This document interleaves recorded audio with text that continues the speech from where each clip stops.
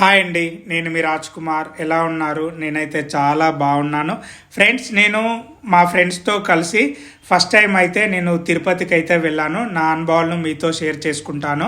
రాజ్ కుమార్ పేరు ఎప్పుడా? సురేష్, సురేందర్, రమేష్, సాయి. ఫ్రెండ్స్, మేము తిరుపతికి అయితే మేము శ్రీవారు మెట్ల నుంచి వెళ్ళాము. స్టార్టింగే ఇక్కడ రైట్ సైడ్లో టాయిలెట్స్ అయితే ఉన్నాయి. మీరు బాతింగ్ కూడా కావాలంటే ఇక్కడ చేసుకోవచ్చు. ఫ్రెండ్స్, ఇక్కడ దీని పక్కనే మనకు లగేజీ సెంటర్ ఉంది. టీటీడీ వాళ్ళు మన లగేజీని ఫ్రీగానే పైకి తీసుకెళ్తారు. అమ్మా ఇది ఐఫోన్ ఇంట్లోనే చెప్తా. అసలే సంవత్సరం కష్టపడి చిట్టేసి మరి మామిడికొండ ఐఫోన్. ఫ్రెండ్స్, ఇక్కడ శ్రీవారి మెట్లు ఇక్కడ నుంచే స్టార్ట్ అవుతాయి. ఈ మెట్లు అనేది 2388 మెట్లు అనేది ఉన్నవి. వీటి కిలోమీటర్లు వచ్చేసి 2.1 కిలోమీటర్లు. ఈ మెట్లు ఎక్కడానికి మనకు 1 అవర్ నుంచి 3 అవర్స్ టైం పడుతుంది. మాకు గంట పావు టైం అయితే పట్టింది. ఫ్రెండ్స్, ఈ మెట్లు ఎక్కే మార్గంలో అయితే ప్లాస్టిక్ని అయితే అలౌ చేయట్లేదు. సో ఈ విషయాన్ని అయితే మీరు అబ్జర్వ్ చేయాల్సి ఉంటుంది. ఫ్రెండ్స్, ఒకేసారి గాబరా మెట్లు ఎక్కకుండా 10-20 మెట్లు ఎక్కి కూర్చొని మళ్ళీ 10-20 మెట్లు ఎక్కి కూర్చుంటే మీకు ఆయాసం లేకుండా ఈజీగా మీరు మెట్లు అయితే ఎక్కచ్చు. గోవిందా.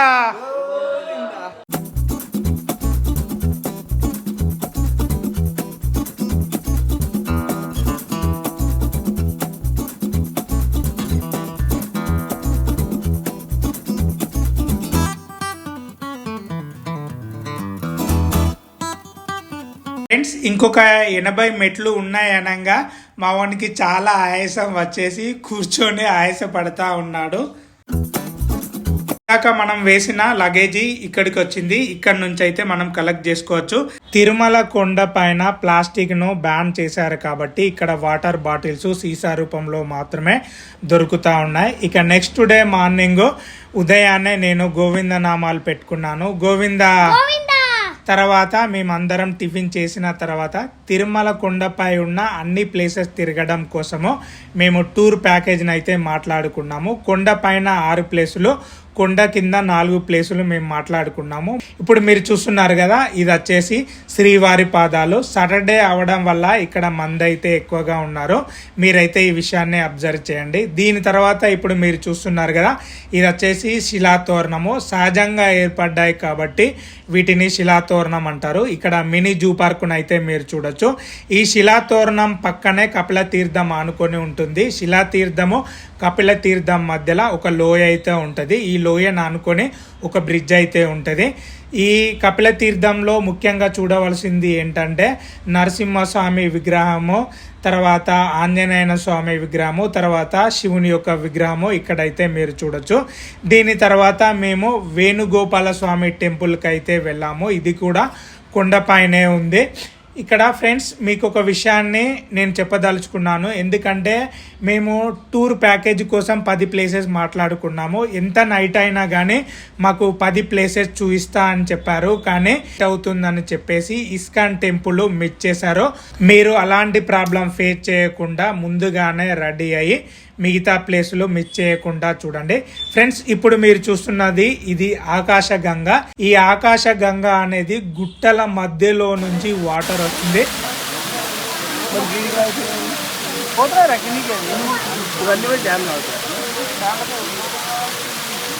ఈ ఆకాశ గంగకు ఆనుకొని ఒక టెంపుల్ అయితే ఉంది. ఈ టెంపుల్లో అంజనీ దేవిని అయితే మీరైతే ఇక్కడ చూడొచ్చు.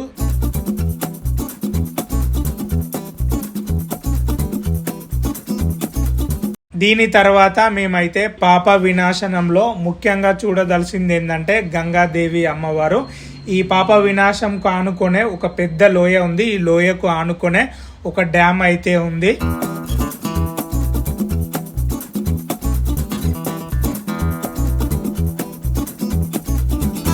దీని తర్వాత ఇంకా మాకు మధ్యాహ్నం అయింది. మేము వెంగమాంబ అన్నసత్రంకి వెళ్ళి అక్కడైతే అన్నం తిన్నాము. బయట మేము టిఫిన్ చేసిన దానికంటే అన్నదాన సత్రంలో అన్నం తిన్నది మాకైతే చాలా అంటే చాలా బాగా అనిపించింది.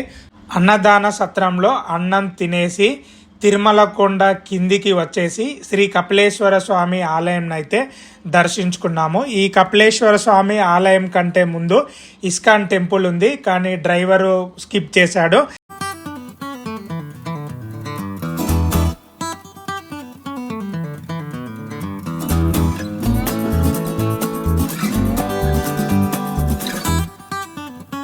కపిలేశ్వర స్వామి ఆలయం నుండి శ్రీకాళహస్తికి వెళ్ళి మళ్ళీ తిరుపతికి వచ్చి పద్మావతి అమ్మవారిను దర్శించుకున్న తర్వాత మా తిరుగు ప్రయాణం కోసం మేము రైల్వే స్టేషన్కు వచ్చాము. గోవిందా గోవిందా. ఫ్రెండ్స్, ఈ వీడియోపై మీ అభిప్రాయాన్ని ఖచ్చితంగా కామెంట్ చేయండి. మన ఛానల్కు సపోర్ట్ చేసి సబ్స్క్రైబ్ చేయండి. Thank you.